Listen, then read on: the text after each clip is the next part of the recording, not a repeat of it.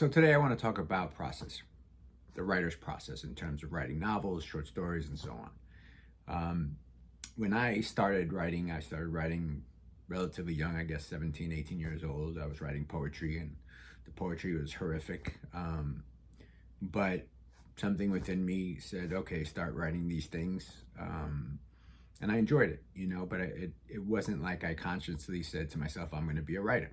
Later in junior college, I wasn't a very good student, but literature and my literature classes were always something that I enjoyed doing. So I think I had a beat class, so my professor was sort of a hippie guy and he liked the beats and introduced us to the different beat writers, William Burroughs, etc.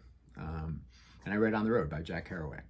So I did like any, young guy would do after reading On the Road. I sold my stuff, jumped in a car, and took off for months around the United States. And I wrote my first novel. It was an imitation. I mimicked, Kerouac's style in On the Road. But it taught me that I could complete something, that I could write something, that I could create characters and dialogue. And it wasn't a good novel, obviously, at all. It was my first sort of practice novel. But I learned the process, right? And in future years, I, got a BA in English literature, an MA in literature and English, and MFA in creative writing, always writing throughout the entire time. And my process was always to just write, to get a character or have an idea or whatever and start writing and see where it took me. It wasn't like I outlined, I didn't understand plot, I didn't understand setting or any of that sort of thing until I started, getting educated in it formally. So when I wrote my novel, The Losses, this one, that got published, it actually only took me 6 months to write. And my process was pretty simple. I was influenced by Elizabeth Strout's Olive Kitteridge for whatever reason. I don't know, there must have been something in there that got my creative juices flowing to write, and I just started doing it. Like I said, the novel took me 6 months. Every day I would write, probably 5 or 6 days a week for somewhere between 4 and 8 hours a day, just writing. What I did was I wrote sections of the novel. I didn't write a straight novel. I have 6 sort of long chapters or novellas within the book, The Losses. And each chapter or novella sort of allowed me to dissect what I was trying to do, which was kind of a puzzle. I had a family who had a lot of members in it and who went to this small town in Helen, Georgia. It's actually where I had gotten married at the time. And so I knew the town, and now I had this family that were going there for a family reunion. And every day I would write about these characters that were getting created. But because I broke it down to into sections. I had section 1, section 2, section 3, and I didn't know that until I finished the first section. And the first section was about a professor of sexuality who used to teach at Ypsilanti in Michigan.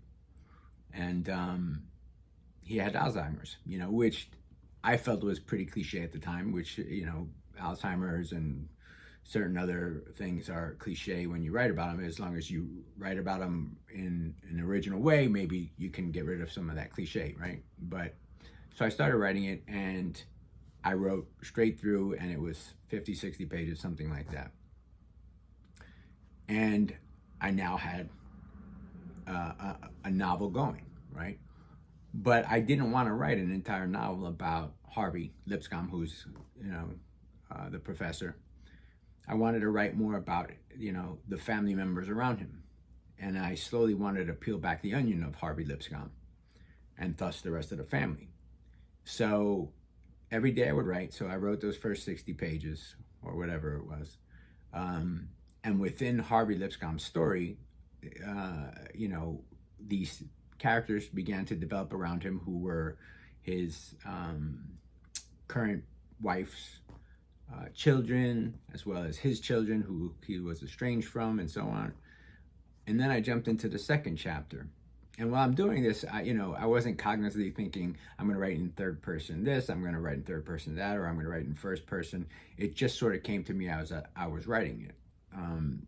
And I don't recall exactly how the Olive Kitteridge was structured, but I remember it wasn't sort of a straight novel, or I don't remember thinking that it was a straight novel. So I wasn't mimicking it per se, but what I was doing was simply taking that energy and that excitement of having read that book and enjoying it so much that I was able to produce my own work.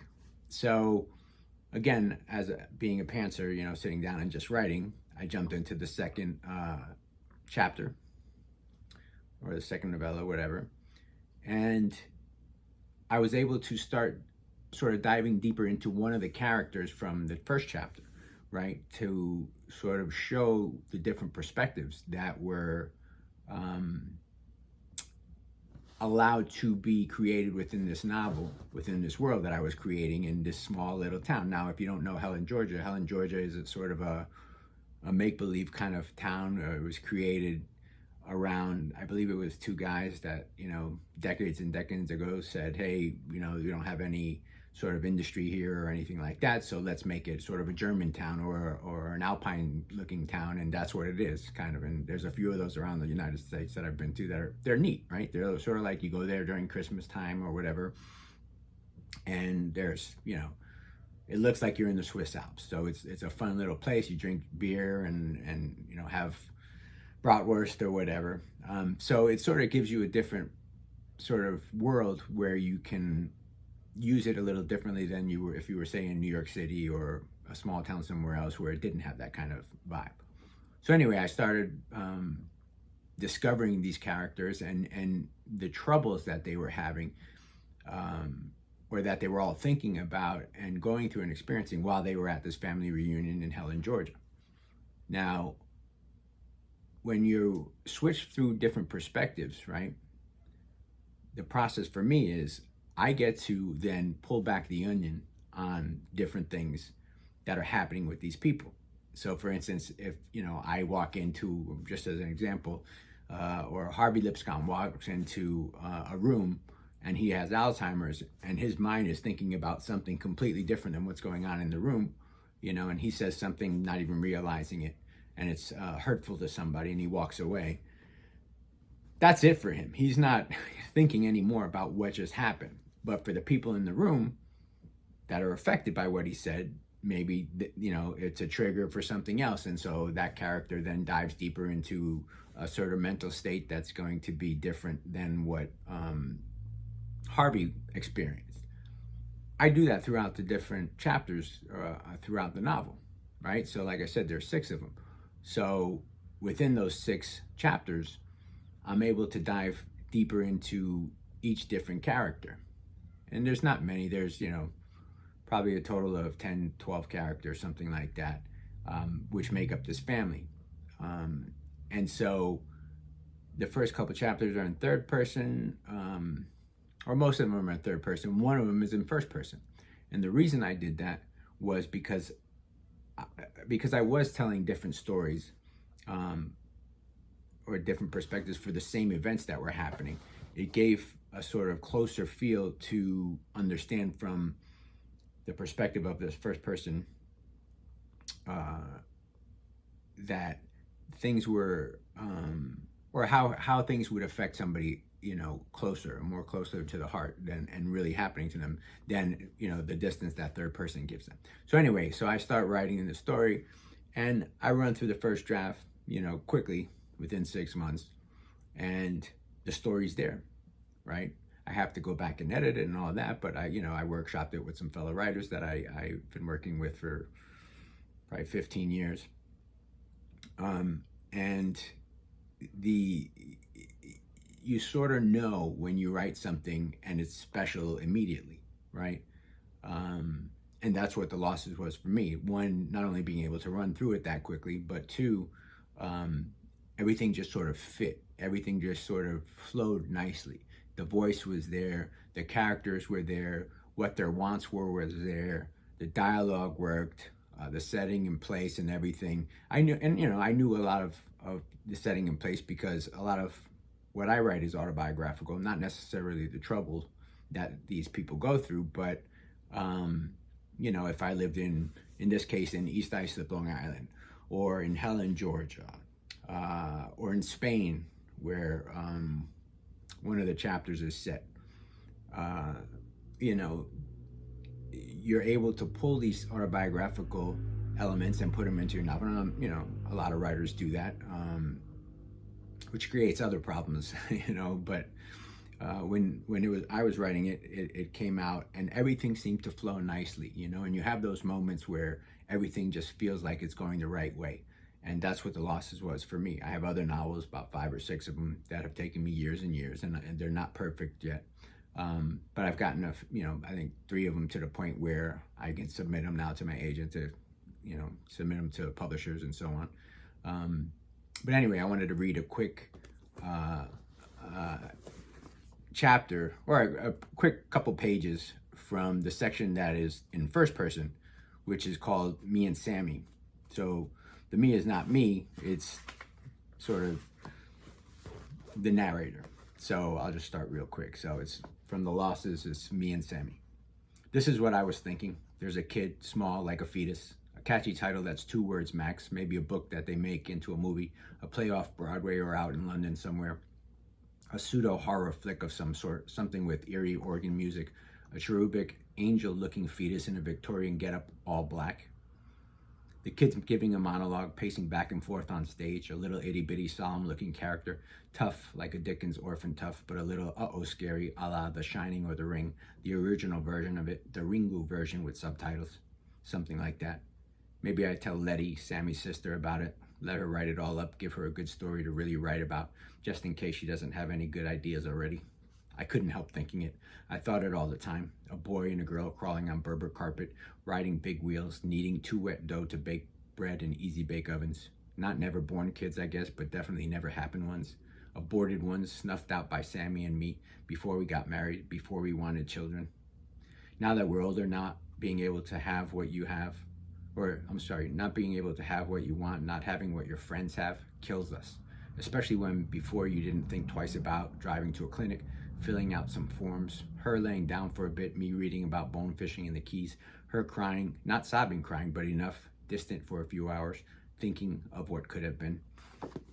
So in that short paragraph and a half or so, you get a sense of who the narrator is. You get a sense of who his partner is, Sammy, Samantha, and you already feel a sense of tension and trouble or conflict because of an abortion, which reminds you of that short story by Ernest Hemingway, Hills Like White Elephants, right? In this case, I do mention abortion in the Hills Like White Elephants. He doesn't. But there's also the details and the description that's in there. And I think that first paragraph I wrote and barely edited. Now, those are those golden snowflakes that fall down, from manna or whatever, that falls from heaven, where you're just able to write a line and it comes out. The rest of the chapter, sure, it flows out nicely, etc., but you make a couple edits afterwards. But again, this was one of those special moments for me in the process of writing, where I was just able to sort of vomit it out, and it came out nice. It came out where everything worked, where the characters were working. And so this was the first, or this is the only chapter that is in first person. The rest of them are done in different versions of third person for a reason, because I wanted some distance. I wanted to be able to tell the stories that were happening from a certain perspective. And overall, it was just a fun experience. And like I said, it got published probably a year and a half, 2 years after I had completed the final draft. And I didn't have an agent prior to that. I got an agent afterwards for a different book, but that's another story. So anyway, my process is simply to sit down, as my mentor John Dufresne says, sit your ass in the chair and write. The muse will come then. The muse won't come and then you sit down. So Get your butt in the chair, start writing.